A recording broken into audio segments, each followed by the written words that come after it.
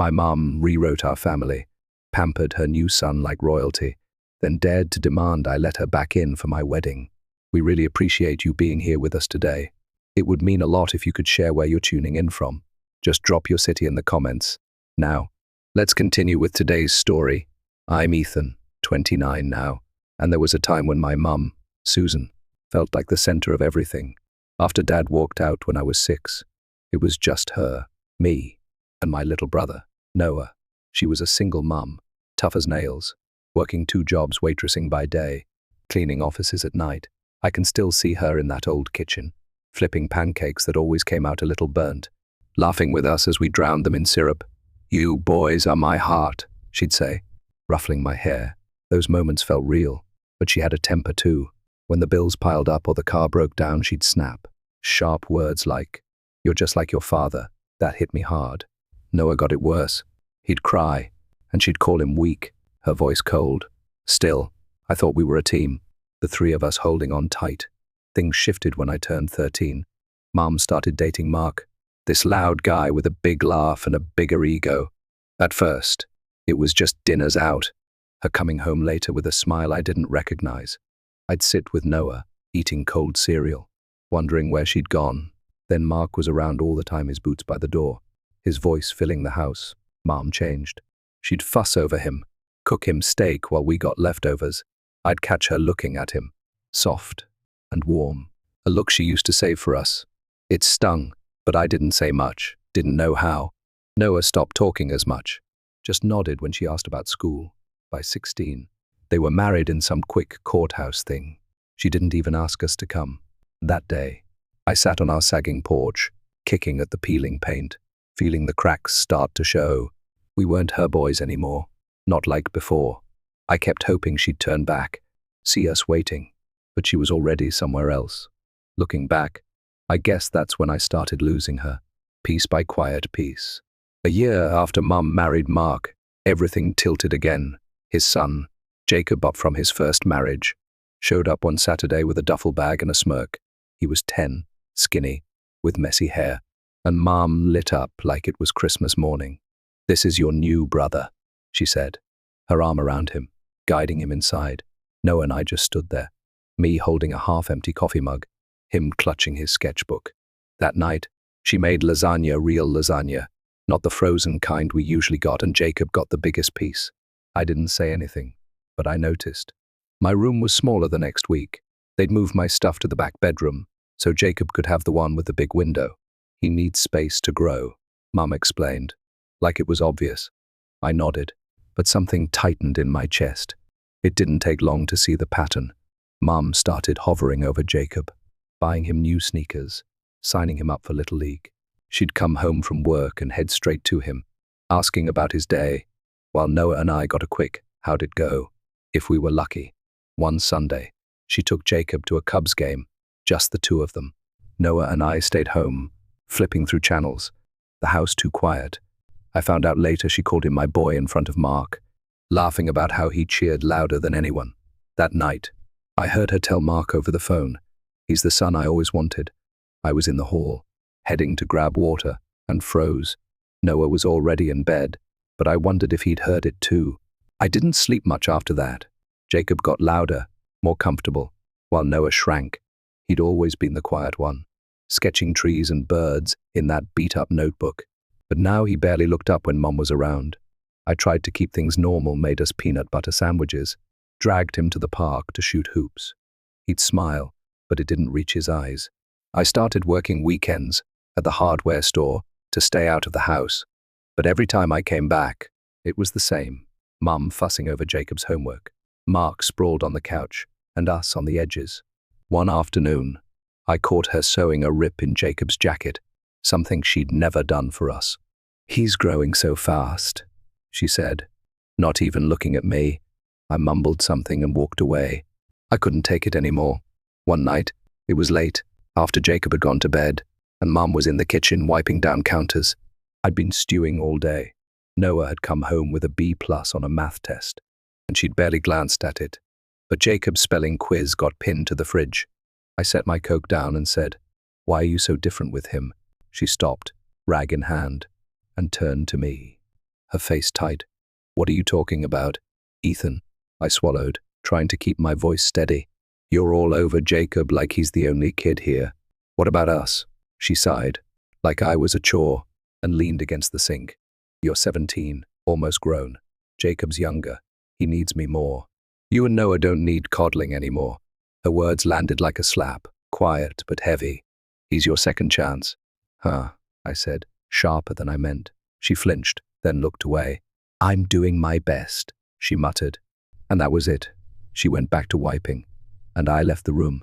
I didn't know what to do with that. Part of me wanted to yell, to make her see how she was pulling away, but I just kept it inside. Noah stopped showing her his drawings after a while, said it didn't matter. I'd find him out back, sitting under the oak tree, pencil moving slow. You okay? I'd ask, and he'd shrug. She's busy, he'd say. Like that explained it. I started thinking maybe she'd always wanted something different, something we couldn't be. Jacob was her do-over, a chance to be the mum she hadn't been with us. I hated that thought, but it stuck. At the store, I'd stack paint cans and replay her words. He needs me more, wondering when we'd stop needing her, or if she just stopped caring. I kept going though, for Noah mostly. He was 14 now, still soft in a way I wasn't, and I couldn't let him feel alone. So I stayed, watched her build this new life around Jacob, and felt the ground shift under us, day by slow day. By the time I was 19, heading off to community college, the distance between Mom and us wasn't just a feeling, it was a wall. Noah was still at home, finishing high school, and I'd check in on weekends, but the house didn't feel like ours anymore. One Saturday, I came by to grab some old books and found my acoustic guitar gone, the one Dad left behind, scratched up but mine. I taught myself a few chords on it, late nights when everything else was quiet. Where's my guitar? I asked Mom, catching her folding laundry in the living room. She didn't look up. Oh, I sold it, she said, casual as if it was an old shirt. Jacob needed a new gaming system. Those things aren't cheap. I stood there, mouth dry, the words sinking in. That was Dad's, I said, voice low. She shrugged. It was just sitting there. Ethan, Jacob deserves nice things. I didn't yell. Wanted to, but didn't. I just walked out, drove back to my dorm, and sat on my bed, staring at the wall, feeling like she'd sold a piece of me. Noah's graduation was the next blow. He'd worked hard, pulled his grades up despite everything, and I'd promised to be there, front row. Mum said she'd come too, first time in a while. She'd sounded interested. I got there early, saved her a seat, but when they called Noah's name, I was clapping alone. He walked across that stage, diploma in hand, and I saw his eyes scan the crowd, then drop. Later, he told me he'd hoped she'd show. I took him for burgers after, tried to keep it light, but my phone buzzed with a notification. Mum's Facebook. There she was, smiling at Jacob's middle school play, him in some goofy night costume. Caption read, "Proud mom moment." No mention of Noah, no apology. I showed him, and he just pushed his fries around, said, "Guess that's how it is." I wanted to hug him, tell him it wasn't his fault, but I was too mad to find the words. That summer, I moved into a cramped apartment with a buddy. Started dating Emily, a girl from my psych class with a laugh that cut through the noise. She was steady, listened when I vented about Mom. One night, I told her about the guitar, how it felt like losing Dad all over again. She didn't even ask, I said, stirring cold coffee at her kitchen table. She just squeezed my hand. That's not right, Ethan. It helped, hearing that, but the hurt stuck. I'd see Mom's car in the driveway when I dropped by for Noah. Jacob's bike propped out front, shiny and new. She'd wave, ask how school was, but it was surface stuff, no depth, no real care. I'd nod, keep it short, and focus on Noah. He was 17 now, still sketching but quieter, like he was folding into himself. Couldn't hold it in forever. One day, I stopped by to fix a leaky faucet. Mark never bothered, and Mom was there, sorting Jacob's baseball trophies. Noah was out back, avoiding the house. I set the wrench down and said, "Why'd you skip Noah's graduation?"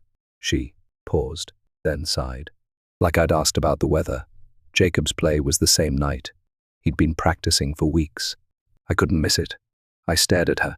"Noah's your kid too." Her eyes narrowed. "Don't start. Ethan, you're both old enough to handle yourselves." Jacob needs support, he's still growing.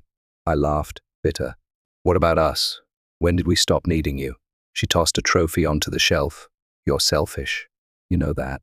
I'm doing what I can. I shook my head, grabbed my tools, and left. Selfish. That word rattled around my brain for days. After that, I pulled back hard, focused on classes. Emily. Picking up extra shifts at the store. Noah started crashing at my place some weekends. Sleeping on my lumpy couch. We'd watch old westerns, split a pizza, pretend things were fine, but I'd catch him staring out the window, pencil still, and know he felt it too, Mum rewriting us out of her story. I'd always thought family was this unbreakable thing, something you could count on. Now, it was just me and Noah, holding what was left, while she polished Jacob's world, like it was the only one that mattered. I didn't get it, still don't, but I stopped trying to. The resentment was there, quiet but real, and I let it settle, figuring that's where it'd stay. I was 22 when the next cut came, sharp and unexpected. I'd spent 3 years fixing up an old Mustang rusted out when I got it, but I'd scraped together every paycheck from the hardware store to replace the carburetor, patch the seats, paint it midnight blue. It was mine, something I'd built when everything else felt shaky. One afternoon, I drove it over to Mom's to pick up Noah for a movie. I parked out front, ran inside, and when I came back, it was gone. Mum was on the porch, arms crossed, Jacob grinning beside her. "Happy birthday, Jake," she said, tossing him the keys, my keys. I blinked, throat tight. "What the hell, Mum?" She shrugged, like it was nothing. "You're off at college. Barely use it." Jacob's 16 now. Got his permit. He's earned it with those straight A's. I couldn't speak. All those late nights under the hood, the grease stains I couldn't scrub off, handed over without a word. I turned to Noah, who just shook his head and drove off in his beat-up Civic instead. That night, Emily found me on her couch, staring at the ceiling. She didn't push, just sat with me, her hand on mine. I broke down, quiet sobs I hadn't let out since I was a kid. A few months later, winter hit, and Mom outdid herself. She and Mark planned a ski trip to Colorado for Jacob's birthday fancy lodge, the works. Noah and I weren't invited. I found out when I stopped by to drop off a toolbox I'd borrowed, and Jacob was packing, chattering about snowboards. Mom waved me off when I asked. "It's a special thing for him," she said, zipping his bag. "You guys are fine here." Noah was in the kitchen, pouring cereal, and I saw his jaw tighten. We didn't say much after they left, just sat in the living room, heat cranked low, watching snow dust the windows. Later, I scrolled through Mum's posts, pictures of them laughing on the slopes. Jacob in a new jacket dachshund. Best family trip yet, not a mention of us. I blocked her right then, fingers shaking as I hit the button. Noah caught me doing it, nodded once, and that was that. Living with Emily full-time came next. I'd graduated, landed a job at a warehouse, and we got a little place, a one-bedroom with creaky floors and a view of the alley. It wasn't much, but it was ours. Noah started staying over more, crashing on an air mattress when he couldn't stand being home. One night, over takeout burgers, he said. She doesn't even ask where I am anymore.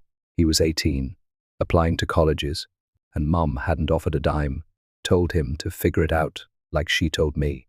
I looked at him, his hair falling over his eyes, and said, "We're done, man. She's got her family." He didn't argue, just took a bite and stared at the table. We made a pact, then no more chasing her, no more hoping she'd turn around. It hurt, but it felt right, like shedding a coat that never fit. The days after that were quieter.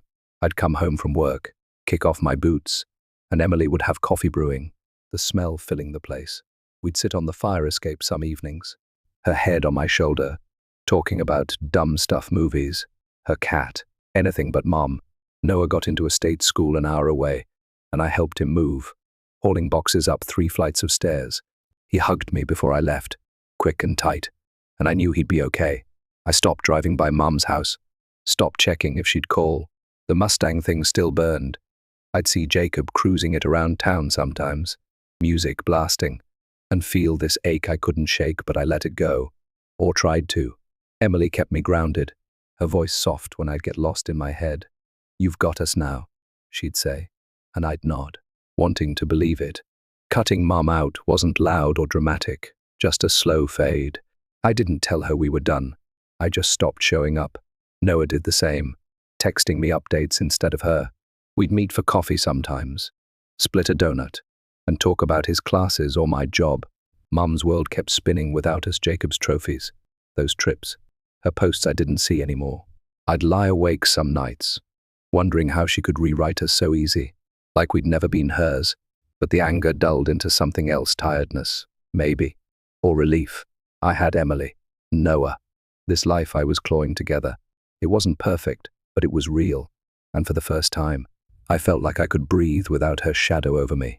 Years slipped by, and I was 28 when Emily and I got engaged. We'd been together long enough to know it was right, quiet nights on the couch. Her teasing me about my burnt toast had turned into something solid. Planning the wedding was simple, a small ceremony at the park. Noah as my best man, a few friends, and her folks. Mom wasn't on the list, hadn't been in my life since I'd moved out. Then one Sunday, I was frying eggs when Noah called. Hey, Mom reached out, he said, voice hesitant. I froze, spatula in hand. What'd she want? She asked if you'd let her come to the wedding. Said she misses her boys, wants to be there for you. The kitchen went quiet, just the sizzle of grease. After all this time, years of silence, of her choosing Jacob, she thought she could walk back in. I muttered, I'll think about it, and hung up. The eggs were cold by the time Emily got up. Noah filled me in later over coffee at this diner. We liked greasy spoons, vinyl booths, the kind of place we'd always gone to. He'd been talking to Mom off and on, testing the waters since he'd moved back to town for a teaching job. She was still all about Jacob paying his tuition at some private college, throwing him a big 20 honest birthday bash with a rented tent. She sounded different, though, Noah said, stirring his mug. Kept saying she regrets how things went. I snorted, picking at a muffin. Regrets what? Giving him my car, missing your graduation. He shrugged, eyes on the table. I don't know, Ethan. Maybe she means it. I wanted to believe him. Part of me still ached for that old mom, the one who'd hugged us tight, but it felt too late, too hollow after everything. Then Mark chimed in, because of course he did. A couple days later, my phone buzzed with a text from a number I hadn't saved. You're breaking your mom's heart, Ethan. She raised you, and this is how you repay her. Grow up. I stared at it, jaw tight. Raised me. She checked out when I was still a kid. Left Noah and me to fend for ourselves while she built Jacob's perfect life. Now Mark, who'd never lifted a finger for us, was rewriting the story like I was the bad guy. I didn't reply, just showed it to Emily that night. We were on the floor sorting RSVPs, and she read it, her face softening. What an ass, she said, tossing it aside. I laughed, but it didn't reach inside. Yeah, but it's her behind it, you know. Emily nodded, resting her chin on her hand. What do you need out of this? That question stuck with me. The next few days, I kept busy work, picking up the tucks, grilling burgers with Noah, but Mum's request gnawed at me. I'd catch myself staring out the warehouse window, forklifts humming, wondering if I owed her this. She'd been my mom once, hadn't she? Those pancakes, those movie nights, they'd happened. But then I'd think of Jacob's ski trips, my guitar gone, Noah's empty graduation seat, and the guilt twisted into something harder. Emily caught me one evening, sitting on our little balcony with a beer, lost in it. You're quiet, she said, sliding the door open. I sighed, just her asking to come, like nothing's wrong. She sat beside me, the streetlights flickering below. Do you want her there? Or are you scared to say no? I didn't answer right away, just took a sip, the cold bottle sweating in my hand. I called Noah the next morning, needed his take. He was grading papers, voice muffled like he was half distracted. I get why you'd say no, he said. I'm not defending her, just she sounded sad, you know. Sad? Maybe she was. But where was that sadness when we needed her? I thanked him, hung up, and sat at the kitchen table, staring at the chipped wood. Emily came in, kissed my forehead, and I knew what I had to do. I'm not inviting her, I told her later, folding laundry. Our routine socks and shirts in neat piles. She nodded, no judgment. It's your day. Ethan. Ours. I called Noah back. Told him the plan. You cool with that? I asked. He paused, then said, Yeah, I get it. His voice was steady, and that was enough. Saying no felt final, like closing a door I'd left cracked open too long. I didn't owe her my wedding, not after she traded us for a new script. Emily and Noah were my family now, the ones who'd stayed. That night, I mailed the last, invites Mom's name nowhere on them, and slept better than I had in weeks. The wedding day came fast, a crisp fall afternoon in the park, leaves crunching underfoot. I woke up jittery, tugging at my tie in Emily's mum's guest room, while Noah grinned, adjusting it for me. You're good man, he said, clapping my shoulder. Emily was across town getting ready, and I kept picturing her smile, the way it steadied me. The ceremony was small wooden benches, a gazebo strung with lights. Our closest people there.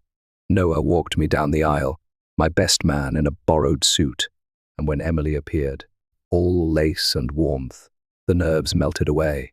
Her dad gave her away, and we said our vows, simple promises over the hum of wind. Mum wasn't there, and I didn't feel the hole I'd braced for, just peace. Like the day was ours alone. Later, at the reception, we cut cake in a rented tent, and Noah toasted us with a shaky laugh. I hugged him tight, my brother who'd never left. That night, as Emily and I swayed to some old song, Noah pulled me aside by the folding tables. Mum called me today, he said, picking at a napkin. My stomach dipped, but I nodded. Yeah, he shrugged. Asked how you were, if it went okay. Said she's proud of you. I took that in. The words soft but distant, like a radio signal fading out. She didn't push to come, I asked. He shook his head. Just wanted me to tell you. I glanced at Emily, laughing with her cousins, and felt the weight lift again. Thanks, I said, and left it there. It wasn't the apology I'd once craved, but it was something, a whisper from a life I'd let go. I didn't call her back. The music was playing, and Emily was waving me over. Months later, my aunt rang me up, Mom's sister, who'd always stayed neutral.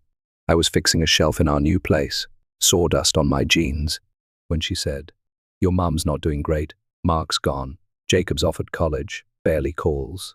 She's alone now. I set the hammer down, the news settling slow. Part of me felt a pang. She'd been my mum once, hadn't she? But the bigger part, the one that had carried the hurt, stayed still. She made her choice. I said quiet. My aunt didn't push, just sighed and hung up. I didn't reach out. I'd spent too long waiting for her to see me. Life kept moving. Emily and I hung curtains, argued over paint colors, built something real. Noah visited, brought his girlfriend once, and we'd grill in the backyard. The smoke curling up. Mum faded to a shadow I didn't chase. I learned something through it all. Family isn't just who you're born to, it's who stays, who fights for you.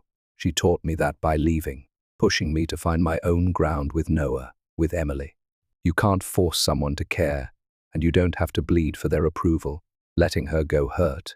But it freed me to see what I had, people who chose me back. That's the quiet win, the one I hold now. Not her regret, but this life I've made, solid and mine. A year after the wedding, life with Emily settled into a rhythm I hadn't known I'd craved. We'd bought a fixer-upper, a little house with a sagging porch and a yard full of weeds. I'd spend Saturdays patching drywall, Emily humming as she painted, her hands flecked with sage green. Noah was teaching now, living closer, and he'd swing by with a six-pack, sit on the steps, and tell me about his students. They're a mess, he'd say, grinning, but they keep me sharp. I'd laugh, crack a beer, and feel the ease of it, us together, no longer looking over our shoulders for Mom. She'd faded to a name I didn't say much, a ghost I'd stopped trying to catch. But ghosts have a way of drifting back. It was a Tuesday, grey and damp, when Noah texted me a heads up. Mum's in the hospital, he wrote. Aunt Sue called. Something with her heart. I was at work, unloading pallets, and the words hit like a dull thud. I stepped outside, rain spitting on my jacket, and called him. How bad? I asked, leaning against the warehouse wall. Not sure yet, he said. She's stable, but yeah. He didn't push, just left it there, and I appreciated that. I told Emily over dinner spaghetti, steam curling up from the plates. She twirled her fork, thoughtful. You going to go see her? I shrugged, poking at the sauce. Don't know if I want to. She nodded, let it sit, and we ate in quiet, the clock ticking above the sink. I didn't decide right away. Days passed me sanding floors. Emily planting bulbs out front. Tulips, she said, for spring, but Mom lingered in my head. A shadow I couldn't shake. Noah went, came back with tired eyes. She asked about you, he said, sitting on my couch, boots still muddy. Said she'd like to see you, if you're up for it. I handed him a coffee, black like he liked it, and sat across from him. She say anything else? He shook his head. Just that. Looked small, though smaller than I remember. I stared at the mug, steam rising, and felt that old tug anger, sure, but something softer too, worn thin by time. I went on a Thursday, after a shift. The hospital smelled like bleach and stale coffee, hallways buzzing with beeps. Mum was in a corner room, hooked to machines, her hair grayer than I'd pictured. She turned when I walked in, eyes widening a fraction. Ethan, she said, voice raspy. I nodded, hands in my pockets. Hey. We didn't say much at first, just sat, the hum of the monitor filling the gaps. She asked about Emily, the house. I kept it short, factual. Then she reached for my hand, her fingers cold. I messed up, she said, barely above a whisper, with you and Noah. I know that now. I looked at her, the lines on her face deeper, and felt a pang, not forgiveness. Not yet, but something close to pity. Yeah, I said. You did. She nodded, tears welling, and I didn't pull away. Driving home, rain streaking the windshield. I replayed it. No big apologies, no promises, just her, frail and late. I told Emily about it over leftovers. The kitchen dim. She's sorry, I said, but it doesn't fix anything. Emily slid her chair closer. Does it need to? I thought about that, the weight of it, and shook my head. Noah came by the next weekend, and we talked it out over burgers, on the grill, smoke curling into the dusk. She's still Mom, he said, flipping a patty. But I'm not running back. I nodded, flipping mine. Same. Life kept going. Emily's tulips bloomed. Noah got a promotion, and I hung a swing on the porch. Mom got out, moved into a smaller place, but I didn't call much. She'd text sometimes, short things, thinking of you, and I'd reply. Polite but brief. The hurt was still there, a scar I don't pick at. But I've got this now. Emily laughing in the yard. Noah's voice on the phone. The home I built. Mom taught me what family isn't, something you can trade or toss, but I found what it is, the ones who stay. Steady as the ground under my feet. I really appreciate you staying until the end of the video. Maybe you've been misunderstood, overlooked, or even hurt by your own family. If this story stirred something in you, don't hesitate to leave a like or drop a comment. I read them all, and I truly value what you have to say.